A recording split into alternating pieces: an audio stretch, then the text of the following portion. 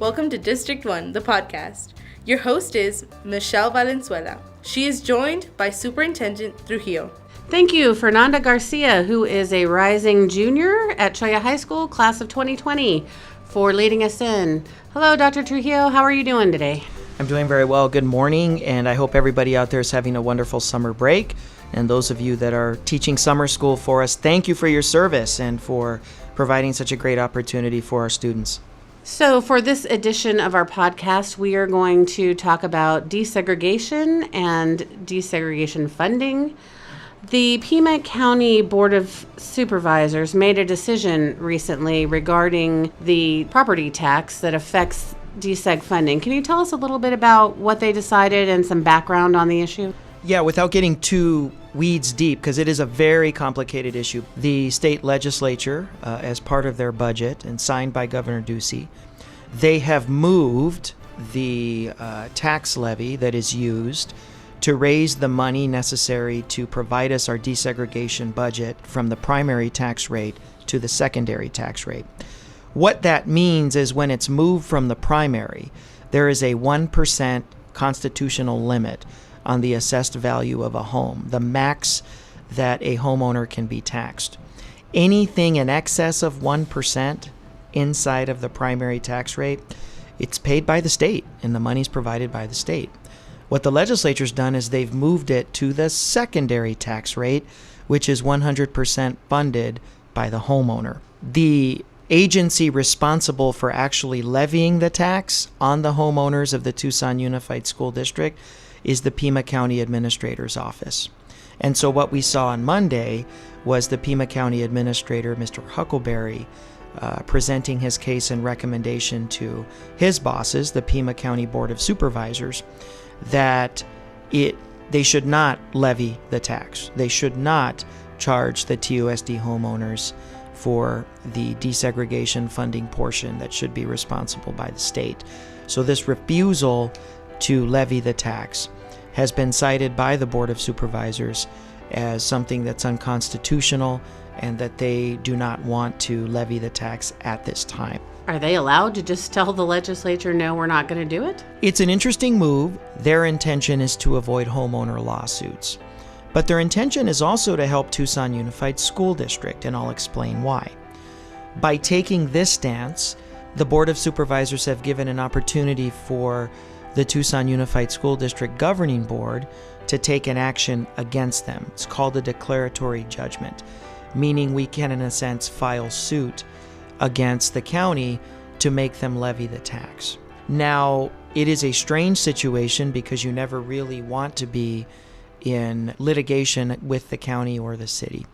But in this particular instance, the county administrator's office and TUSD, my team, we kind of talked all this through, understanding that if they took this stance, our board, who has not taken any action lately, they've not taken any official position, but it gives our board the opportunity to file an action against the county.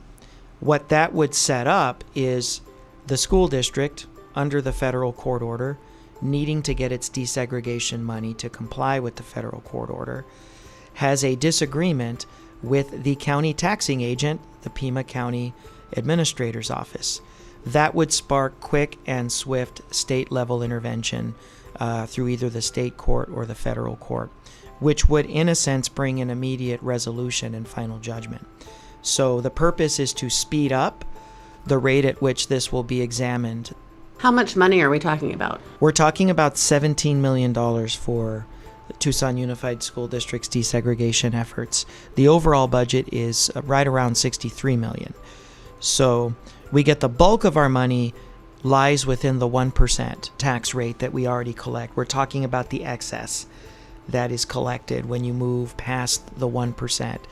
And the issue now is that's being moved totally to the homeowners at this point. What are the possible outcomes of the lawsuit? The possible outcomes are, number one, intervention from the state court level or from the federal court level, because you have the school district who is under a federal court order and in need of funding to comply with that court order, and you have the county taxing agent refusing to levy the tax. This will require an immediate AG's opinion from the Attorney General's office probably require an immediate review either at the state or federal court level, which is what all parties are seeking at this point. If the county just does something unilaterally, they file for an Attorney General's opinion or they take legal action against the state, that could go on for months and months and months and months and months.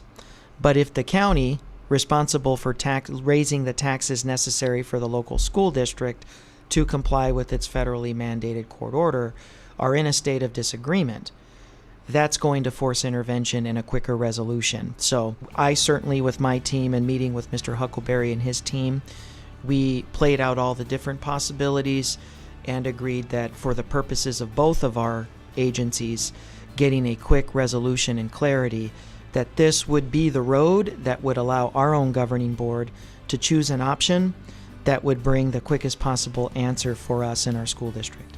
Is there a possibility that the tax could be shifted back to the primary tax? That is a possibility, yes. Okay.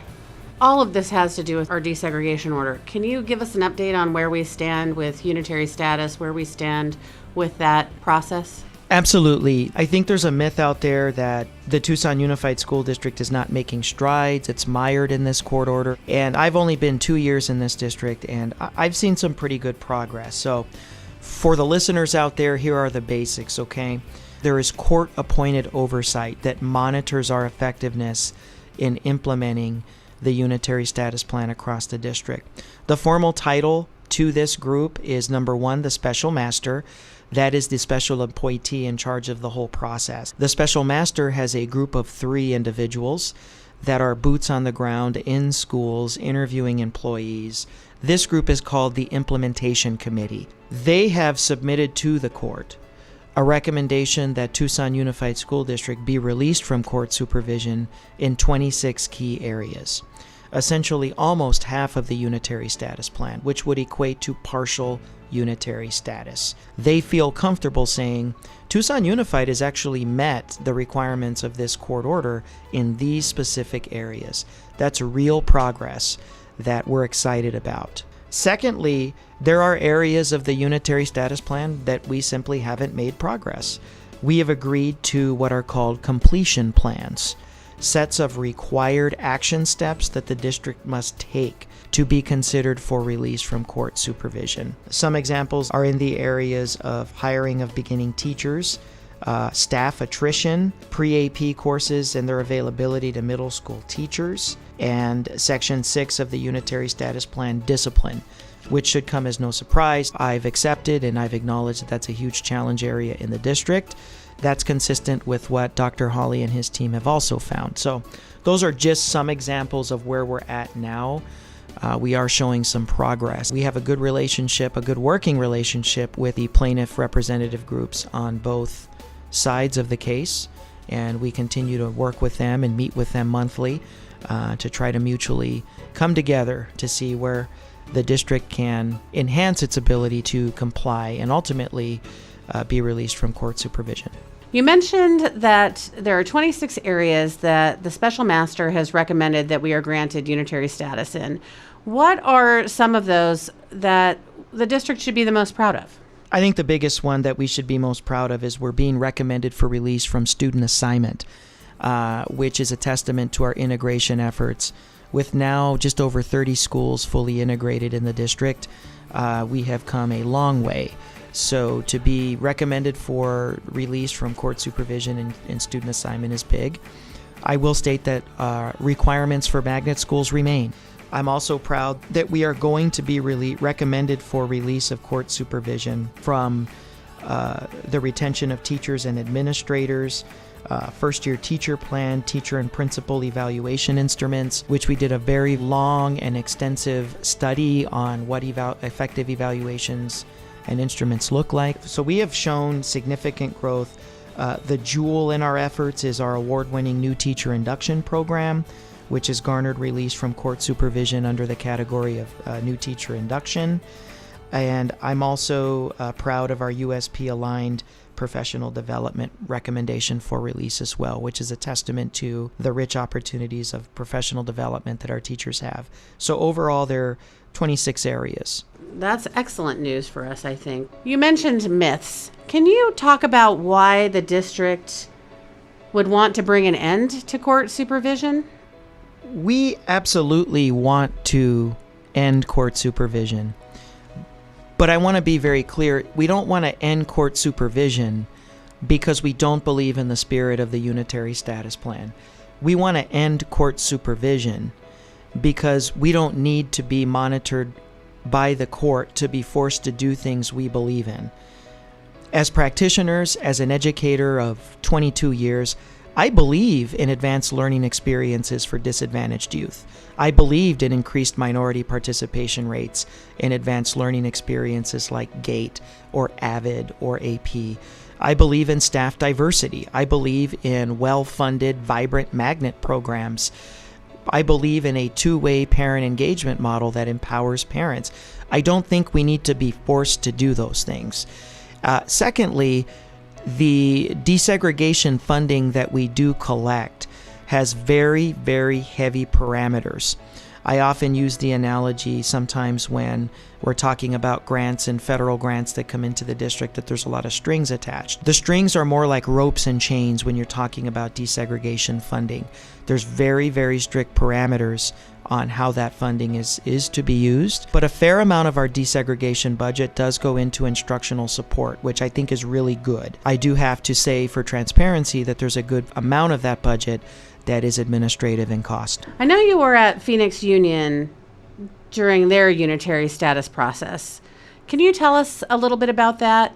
When I was in Phoenix Union, I was there during the final days of the actual court supervision of the district. It was the construction of the brand new high school and its successful ability to bring in an integrated student body that would finally allow the parties to agree to support the district being released. So the majority of my time in Phoenix Union was spent living in the post-unitary world. What I learned from that experience is that districts are given usually a couple of different options. Option number one is a maintenance of effort plan, where once you're released from court supervision, you put together a maintenance of effort plan to the court showing what programs, initiatives, and steps are you going to take to maintain the effort that you put in under the Unitary Status Plan to prevent you from backsliding. Another option that a district may be given would be to enter into a post-Unitary Status Plan, which in a sense is a lot like court supervision.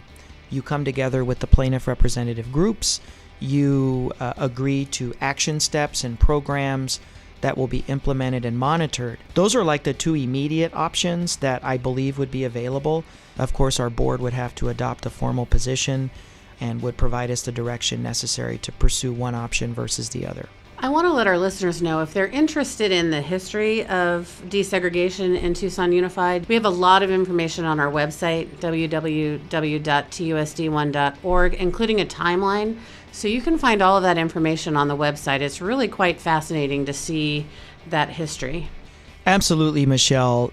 The case has a long, storied, and rich history going back to 1974. Since then, the case has taken on many facets, many faces. There have been many players, many leaders, many superintendents, but the case does have a very, very rich history across 40 years, more than 40 years now. Is there anything else that you want our listeners to know about Deseg, the tax, the situation with the county? We've covered a lot of ground, and I've tried to take a fairly dry subject and try to bring some clarity to it, and I apologize if I've gotten a little too technical. It's a hard subject, but I hope that I've been able to provide some basic information about where we are today. We believe in the spirit of the USP. We believe in desegregation. We believe in increased access to advanced learning experiences for all segments of the student body. So it's not like we are opposing these things. We are defendants in a lawsuit. And when you're a defendant in the lawsuit, you're essentially saying, we can do all of these things. We just don't believe we need the court to force us. And we also don't believe that we need to be levying the taxpayers to the extent that we've been levying them to be able to do all of these things. If you have any questions about the desegregation case, the tax levy, the Unitary Status Plan, answers at TUSD1.org. We will get back to you as soon as we can with that information.